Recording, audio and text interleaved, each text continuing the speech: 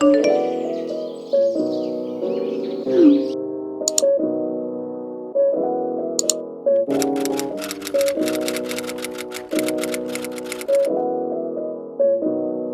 everyone, welcome back to my channel. If you're new here, a very warm welcome to you. My name is Lethu and thank you so much for tuning in. So if you're into personal growth and self-help content, you are at the right place because that's what we're all about here. So do press that red subscribe button down below to join the family, and let's get into today's video.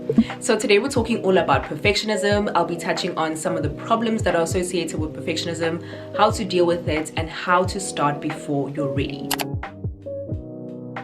So I think at some point in our lives, we've all considered perfectionism to be something to be proud of, something to wear as a badge of honor. You may have even used it as your greatest weakness in an interview. But quite frankly, perfectionism isn't quite as admirable as it may appear. In fact, instead of it being someone who is highly competent, someone who produces perfect work, which are all things we associate with perfectionism. In reality, though, perfectionism looks a lot like stress, anxiety, depression, self-criticism, self-judgment, fear of failure, unrealistic expectations, and worst of all, it is paralysis at its best. It paralyzes us and it cripples us from pursuing some of the things that we want to pursue. So the problem isn't necessarily aiming high or striving for excellence. In fact, striving for excellence and seeking perfection are two completely different things. When you are a perfectionist, it's all about how things appear to others, what others think of you, while striving for excellence is more focused on the why. So why are you actually doing this thing? What's the purpose of this work, of this task, of this project? And with striving for excellence, you always have growth in mind. So you want to know that you're making progress. You want to see yourself making progress. And with that, you allow yourself to make mistakes and you don't allow them to define you. So people who strive for excellence embrace mistakes because they understand that that's where growth lies. We grow and we learn a lot from our failures and our mistakes. But with perfectionists, they don't allow themselves to make mistakes. They don't allow themselves to fail. And so because perfectionists rely a lot on that external validation, wanting to know that their work is considered to be perfect, they always look perfect, it diminishes their self-worth and their self-esteem when they don't get that validation and when they can't meet their unrealistic expectations. And so perfectionists will typically do a lot of procrastinating because of that fear of failure. And so they'll procrastinate and procrastinate and procrastinate until they just stop trying because they don't feel like they are able to meet their expectations and they can't produce the work as they envision it. Another really big thing is the fact that we underestimate what it takes to reach perfection, which is unrealistic, by the way. We also underestimate the struggles and the challenges that come with whatever it is that we are pursuing. So we look at people who have accomplished some of the things that we want to accomplish ourselves, and we don't necessarily take into consideration some of the difficulties, the obstacles, and the hurdles that they had to overcome in order to be where they are today. And so it's that lack of information that's a problem, because when we are struggling, when we are faced with difficulties and challenges, we think to ourselves that maybe I'm not the right person for this thing, maybe I don't have what it takes to get there or to be that person or to be that kind of person. And so we give up on ourselves because of that lack of information. And so those are the issues with perfectionism. So instead of trying to be a perfectionist, try instead to aim for excellence. It's a much more healthier way of approaching things, of approaching life. Change your self-image. So start telling yourself a different narrative. Instead of telling yourself that you are a perfectionist, start telling yourself that you're someone who strives for excellence. It may feel a bit ridiculous, uncomfortable. It may even feel like a lie at first, but the more we tell certain things about ourselves, the more we believe them, and so we identify as those kind of people.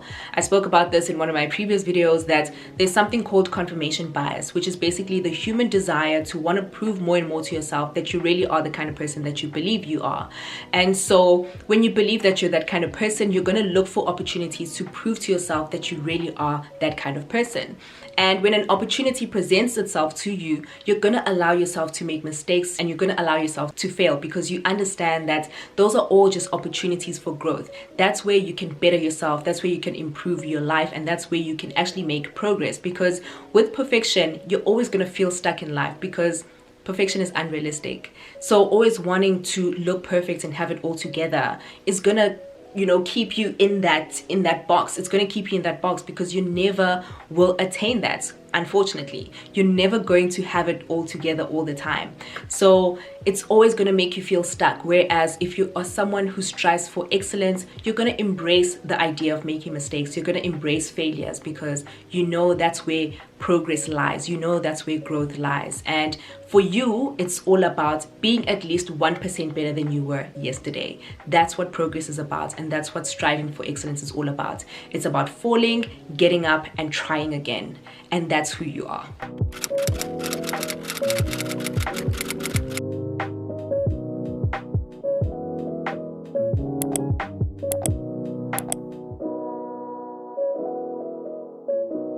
Stop comparing yourself to others. So the only person you should be comparing yourself to is your past self.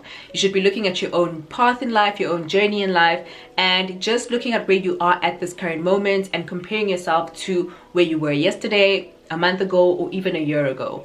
And if you are making improvements, if you've managed to place yourself in a better position than you were some time ago, then that is good enough. You are doing well, you're doing great, and you should be patting yourself on the back, because that's what improvement is all about. It's about exposing yourself to that thing as much as you can every single day and showing up as your best self, with mistakes, with failures, just being your best self at that current moment.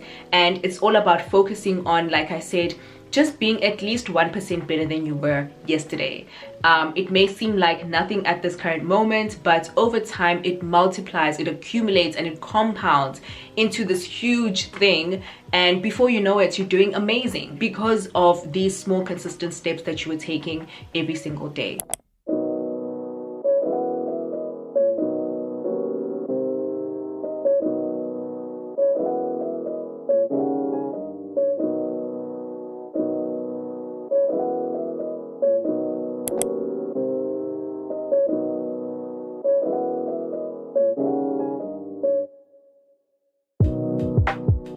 And another thing that's really important is to evaluate your environment and the people around you. To just take some time to think about how certain people make you feel about yourself and about your life. So look at the people that you follow on social media, look at your friends, your family, and just think about those questions. How do these people make me feel about myself and about my life? Because some people can make us feel like losers. They can make us feel like we're behind in life, we aren't doing enough in life, we aren't worthy of certain things, we aren't good enough, you know. And so I think that it's important to distance yourself from those kind of people in order to filter out those emotions of inadequacy, because people play a very significant role in how we feel about ourselves, and so the things that we do and the things that we decide not to do. So you can very easily find yourself not pursuing certain things because of how people make you feel about yourself. And it can also trigger some perfectionist tendencies, whereby you feel like you have to always appear to be perfect, and you want to appear as though, you know, your life is perfect and you have it all together, so that you prove them wrong, when, you know, in reality that isn't the case. So it's a very dangerous game to play. So yeah, I think that it's important to distance yourself from those kind of people. So if it's people on social media, then you can always unfollow those people, you can always block people. Just do what you must do in order to take care of your own mental health and your mental well-being. So yeah, but of course, with the more intimate relationships in your life, like your friends and family, it would be unrealistic of me to say just cut those people off. I don't recommend ghosting people. I don't recommend just, you know, disappearing on people, because like I said, sometimes it may be intentional and sometimes it may not. They may not even be aware that they are making you feel this way. So for me personally, I feel like transparency is the best policy. So just sit down with that person and let them know how you feel. Let them know how they make you feel about yourself, and just be really vulnerable and just be really honest and let them know that, you know, whenever I'm around you, I feel this way, and so I feel like I need to take some time to do some inner work, to work on myself, so that I can regain my confidence and my self-esteem and my self-worth. And yeah, and then we can resume this, or help me through this, you know. So yeah, it's up to you though, because you know how to deal with the people in your life. I don't.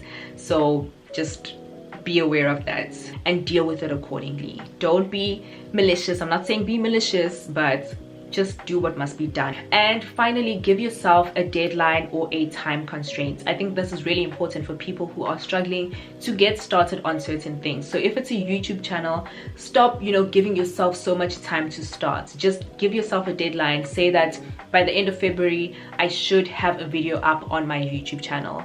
And when the time comes, just let it go. Just let that video go, and you're going to learn as you go. So if you give yourself too much time, you're going to allow yourself to just keep tweaking things, and you're going to allow yourself to keep procrastinating. So you're always going to find things that you need to work on. You're always going to find things to improve on, and you're never going to get started. So commit to a date. Work on it as best as you can. Show up, do your best that you can within this time frame, and just let it go on that day. Like when the deadline comes, just let it go. Now let's talk about how to start before you're ready. So I'm going to speak from my own personal experience with regards to how I started this channel, because like most people, I too struggled to start. I could not start, and I realized that it was because of some of my own perfectionist tendencies, which I've had to work on. I still am, because it's a work in progress. But yeah, it just got to a point where I realized that my ego was running the show, and at that time I was just too focused on having the perfect setup, the perfect equipment, perfect background, candle lights, all the works that's what I wanted. And I could not start because of those things. And so that's when I realized that it's my ego that is running the show.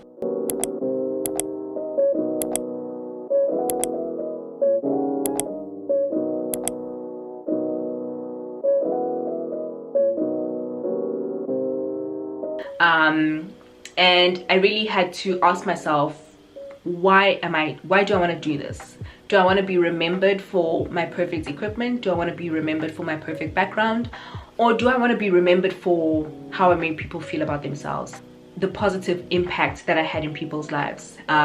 Because some of the fundamental reasons why I started this channel is to motivate, to encourage, to add hope, to add value, and to inspire you guys. And when you choose to start operating out of a place of service, it overpowers your ego, because your ego will induce a lot of fear, and it's going to hold you back from doing certain things because you feel like you won't appear to be perfect. You won't appear to have things all together. And I had to remind myself of my why. I had to anchor myself in my why. And another thing, is really important to surround yourself with the right people. I have really good people, really supportive people around me, people who can humble me and remind me of why I want to do this thing. And so reminding myself of those core values and having other people remind me of those core values, reminding me that it's not about me, it's about serving. It's about serving other people. And this thing of wanting to have clarity before we start is also a huge problem. Wanting to know that things will pan out perfectly before we even start. In reality, we have to take action in order to gain clarity. You start to see whether something is for you or if it's not for you when you take action, when you start. You start to see, you start to learn, you start to grow. You recognize where you need to improve in order to, you know, draw yourself closer to success. You start to learn these things when you take action. So there's really no other way for you to know if this thing is for you and if it'll work out unless you start.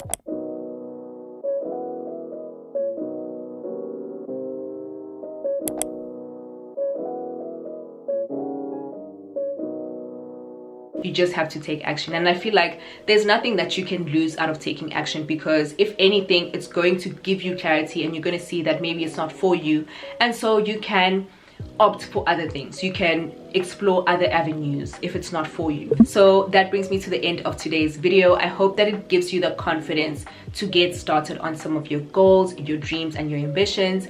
And remember that done is better than perfect, and to always aim for progress and not perfection. If you enjoyed this video, please give it a thumbs up, share it, and subscribe to my channel if you haven't already. Leave your thoughts down below in the comment section below. I'd love to hear from you guys. And remember to never give up on the life you know you deserve, and I'll see you in my next one. Bye.